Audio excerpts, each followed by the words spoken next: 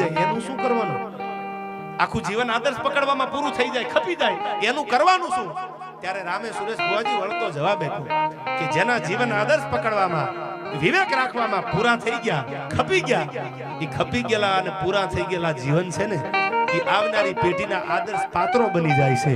ઈ જ એના માટે આજે દાખલો દેવો હોય તો તમે મેં મીરાબાઈને જોયા નથી, કોઈ જોયા છે? આમાં નથી જોયા. શું કામ મીરાબાઈને યાદ કરી છે? કારણ કે મીરાબાઈ ઝેરના ઘૂંટડા પીધા છે અને દુનિયાને દેખાડ્યું ભરોહો રાખો ને તો ઝેર પીવાય, મારો દ્વારકા વાળો આવે એમાં બીજી વાત ન હોય. આ મીરાએ શીખવાડ્યું છે. તમે ને મેં આમાંથી કોઈ સુદામા નથી જોયા તો સુદામાની વાતો શું કામ કરી? આ બધા આદર્શ પાત્રો છે. તમે ને મેં રણછોડ રબારીને કદાચ નહીં જોયા હોય, વડીલોએ જોયા હશે.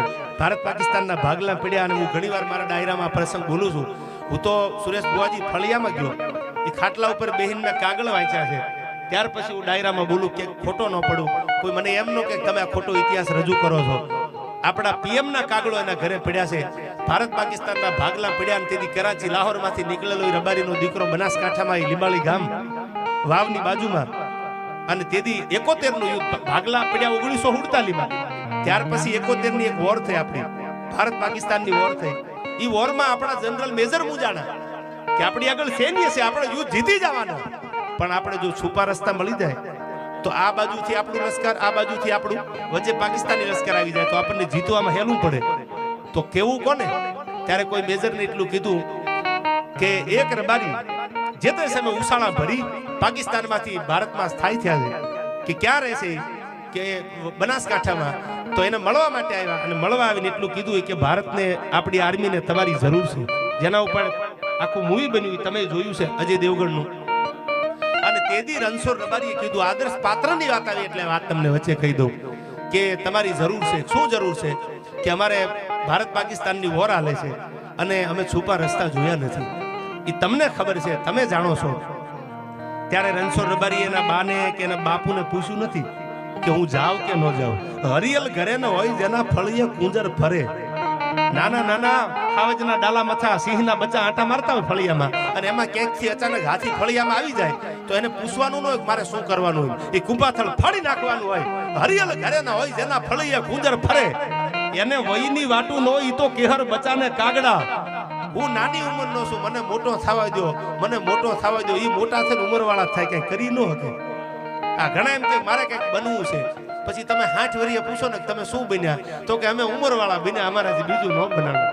એમ નહીં, જેને વયની વાટું ન હોય તો કેહર બચાને કાગડા.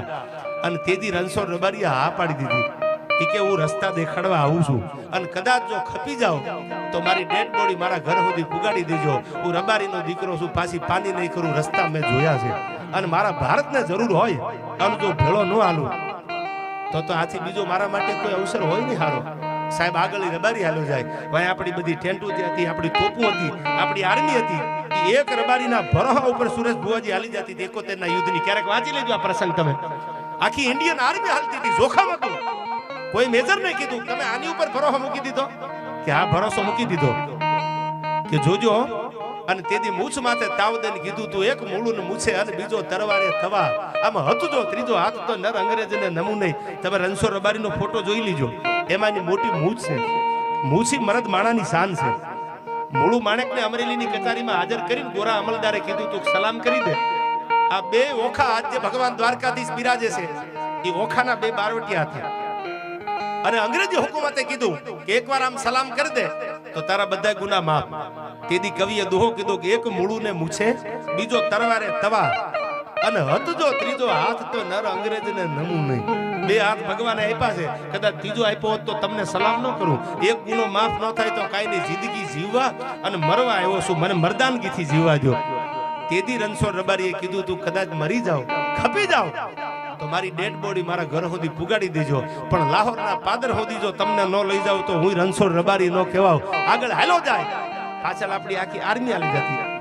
એ વોર આપણે 71 ની જીતી ગયો ટૂંકમાં કહું. અને વોર જીત્યા પછી આપણા પીએમ